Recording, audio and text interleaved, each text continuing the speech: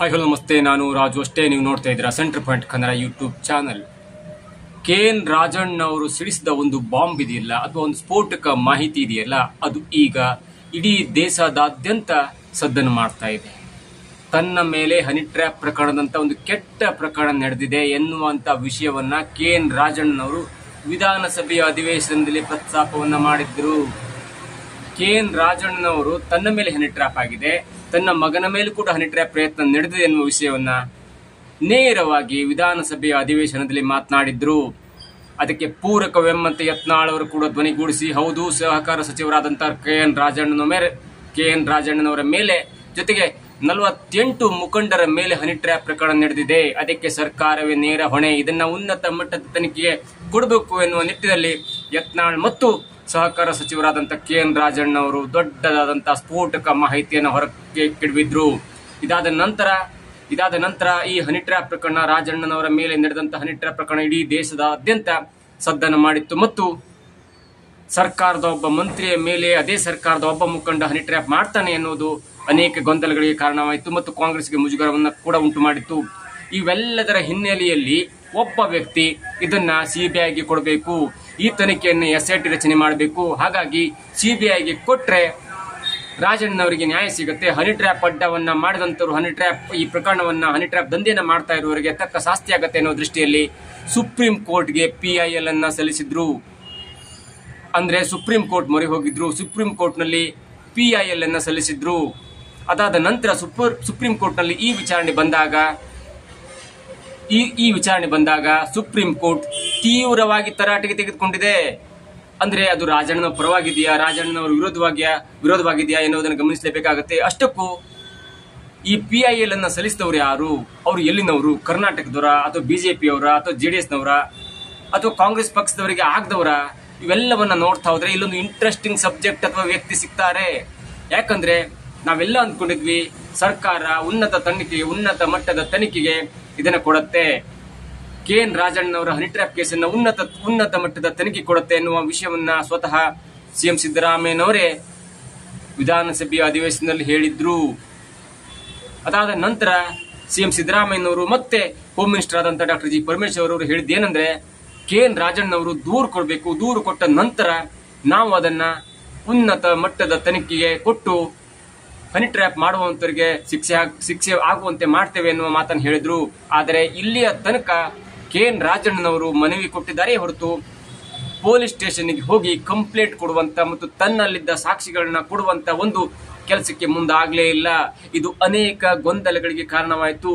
ಈ ಹಿನ್ನೆಲೆಯಲ್ಲಿ PIL ಅರ್ಜಿಯ ವಿಚಾರಣೆಯನ್ನ ನಡೆಸಿದಂತ ಸುಪ್ರೀಂ ಕೋರ್ಟ್ ತೀವ್ರವಾಗಿ ತರಾಟೆಗೆ ತೆಗೆದುಕೊಂಡಿದೆ. ಅಷ್ಟಕ್ಕೂ PIL ಸಲ್ಲಿಸಿದ ವ್ಯಕ್ತಿ ಯಾರು ಎನ್ನುವುದನ್ನು ನೋಡೋದಾದ್ರೆ ಅವರು ಜಾರ್ಖಂಡ್ ಮೂಲದವರು, ವಿನಯ್ ಕುಮಾರ್ ಅಂತ ಅವರ ಹೆಸರು. ಕರ್ನಾಟಕದಲ್ಲಿ ಆದಂತ ಈ ಹನಿ ಟ್ರ್ಯಾಪ್ ಪ್ರಕರಣ, ಕರ್ನಾಟಕದ ಒಬ್ಬ ಮಂತ್ರಿಯ ಮೇಲೆ ಆದಂತಹ ಹನಿ ಟ್ರ್ಯಾಪ್ ಪ್ರಕರಣವನ್ನ ಜಾರ್ಖಂಡ್ನ ವ್ಯಕ್ತಿ ವಿನಯ್ ಕುಮಾರ್ ಎನ್ನುವರು ಸುಪ್ರೀಂ ಕೋರ್ಟ್ ಮೊರೆ ಹೋಗಿ PIL ಅನ್ನು ಸಲ್ಲಿಸಿದ್ರು. ಇದು ವಿಚಾರಣೆಗೆ ಬಂದ ಬಳಿಕ ಸುಪ್ರೀಂ ಕೋರ್ಟ್ ಆ ವ್ಯಕ್ತಿಗೆ ತೀವ್ರವಾಗಿ ತರಾಟೆಗೆ ತೆಗೆದುಕೊಂಡಿದೆ. ನೋಡಿ ಹೇಗಿದೆ ಅಂದ್ರೆ, ಸುಪ್ರೀಂ ಕೋರ್ಟ್ ಹೇಳಿದಷ್ಟು ನೋಡಿ, KN ರಾಜಣ್ಣನವರು ಸ್ವತಃ ದೂರನ್ನೇ ದಾಖಲು ಮಾಡಿಲ್ಲ, ಅಂತದ್ರಲ್ಲಿ ನಿಮಗೇನು ತೊಂದ್ರೆ? ಕೆಲವು ರಾಜಕೀಯ ನಾನ್ಸೆನ್ಸ್ ಗಳನ್ನ ನಾವು ಸುಪ್ರೀಂ ಕೋರ್ಟ್ ಅಲ್ಲಿ ವಿಚಾರಣೆ ಮಾಡಲಾಗುವುದಿಲ್ಲ. ಜೊತೆಗೆ KN ರಾಜಣ್ಣನವರು ಸ್ವತಃ ದೂರನ್ನೇ ಕೊಟ್ಟಿಲ್ಲ ಅಂದಮೇಲೆ ನಿಮಗೇನು ಕೆಲಸ ಈ ಪ್ರಕರಣದಲ್ಲಿ? ಅದು ನಡೆದಿದ್ದು ಕರ್ನಾಟಕದವರಿಗೆ ಮೂಲವಾಗಿ ಅದು ಗೊತ್ತಿರುತ್ತೆ. ಜೊತೆಗೆ ನೀವು ಜಾರ್ಖಂಡ್ನವರು, ನಿಮ್ಗೆ ಅಷ್ಟೆಲ್ಲ ಈ ಪ್ರಕರಣದ ಮಾಹಿತಿ ಇರುವುದಿಲ್ಲ. ಹಾಗಾಗಿ ಕಂಪ್ಲೇಂಟ್ ಕೊಡದ ವ್ಯಕ್ತಿಯ ಬಗ್ಗೆ ನಿಮ್ಮ ಕಾಳಜಿ ನೋಡಿದ್ರೆ ಅದು ಕೆಟ್ಟದು ಅನ್ಸುತ್ತೆ ಎನ್ನುವ ದೃಷ್ಟಿಯಲ್ಲಿ ಸುಪ್ರೀಂ ಕೋರ್ಟ್ ಆ ವ್ಯಕ್ತಿಗೆ ತೀವ್ರವಾಗಿ ತರಾಟೆಗೆ ತೆಗೆದುಕೊಂಡಿದ್ದು ನೋಡಿದ್ರೆ, KN ರಾಜಣ್ಣನವರ ಕೇಸು ಅಥವಾ KN ರಾಜಣ್ಣನವರ ಈ ಹನಿ ಟ್ರ್ಯಾಪ್ ಪ್ರಕರಣ CBIಗಾಗ್ಲಿ ಅಥವಾ SITಗಾಗ್ಲಿ ಹೋಗುವ ಯಾವುದೇ ಗೊಂದಲ ಇರುವುದಿಲ್ಲ. ಯಾಕಂದ್ರೆ KN ರಾಜಣ್ಣನವರು ಸ್ವತಃ ದೂರನ್ನೇ ದಾಖಲು ಮಾಡಿಲ್ಲ.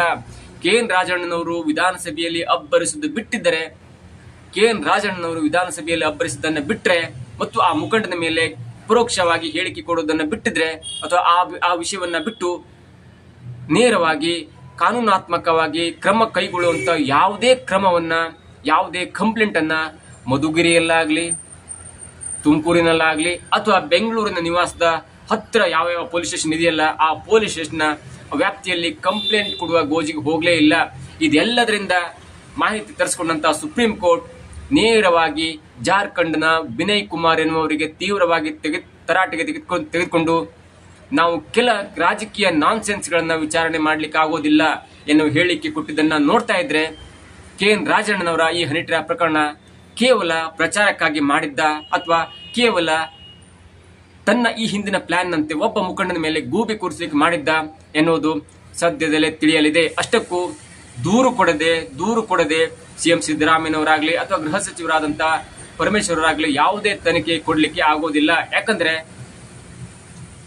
KN ರಾಜಣ್ಣನವರು ದೂರನ್ನೇ ಕೊಟ್ಟಿಲ್ಲ. ಸುಮೋಟೋ ದಾಖಲು ಮಾಡಬೇಕಂದ್ರೆ ಅದು ಸ್ಪೀಕರ್ ಅವರ ಪರ್ಮಿಷನ್ ಬೇಕಾಗುತ್ತೆ. ಯಾಕಂದ್ರೆ ಸ್ಪೀಕರ್ ಅವರ ಪರ್ಮಿಷನ್ ಬೇಕೇ ಆಗುತ್ತೆ. ಯಾಕಂದ್ರೆ KN ರಾಜಣ್ಣನವರು ಸರ್ಕಾರದಲ್ಲಿ ಮಂತ್ರಿಯಾಗಿದ್ದಾರೆ. ಹಾಗಾಗಿ ಮಂತ್ರಿಯ ಮೇಲೆ ಯಾವುದೇ ಕೇಸನ್ನು ದಾಖಲಿಸುವುದಕ್ಕಿಂತ ಮೊದಲು ಸ್ಪೀಕರ್ ಅವರ ಪರ್ಮಿಷನ್ ಬೇಕಾಗುತ್ತೆ. ಈ ಎಲ್ಲ ಗೊಂದಲದಿಂದ ಹೊರಬರಲಿಕ್ಕೆ, ಈಗೆಲ್ಲ ಗೊಂದಲವನ್ನ ಅಷ್ಟಕ್ಕೆ ಶಾಂತ ಮಾಡಲಿಕ್ಕೆ ಮತ್ತು ಈ ತನಿಖೆಯನ್ನ ಅರ್ಧಕ್ಕೆ ಹಳ್ಳಿಡಿಸಲಿಕ್ಕೆ KN ರಾಜಣ್ಣನವರು ಯಾವುದೇ ದೂರನ್ನ ಕೊಟ್ಟಿಲ್ಲ. ಹಾಗಾಗಿ ಕರ್ನಾಟಕದಲ್ಲಿ ನಡೆದಂತ ಈ ಹನಿ ಟ್ರ್ಯಾಪ್ ಪ್ರಕರಣ ಸುಪ್ರೀಂ ಕೋರ್ಟ್ಗೆ ಹೋದ ನಂತರವೂ ಕೂಡ ಸುಪ್ರೀಂ ಕೋರ್ಟ್ ತೀವ್ರವಾಗಿ ತರಾಟೆಗೆ ತೆಗೆದುಕೊಂಡದನ್ನ ನೋಡ್ತಾ ಇದ್ರೆ ಕರ್ನಾಟಕ ಸರ್ಕಾರ ಯಾವುದೇ ತನಿಖೆಯ ಉನ್ನತ ಮಟ್ಟದ ತನಿಖೆಗೆ ಒಪ್ಪಿಸುವಂತ ಸಾಧ್ಯತೆ ಇಲ್ಲವೇ ಇಲ್ಲ ಅಂತ ಹೇಳ್ಬೋದು.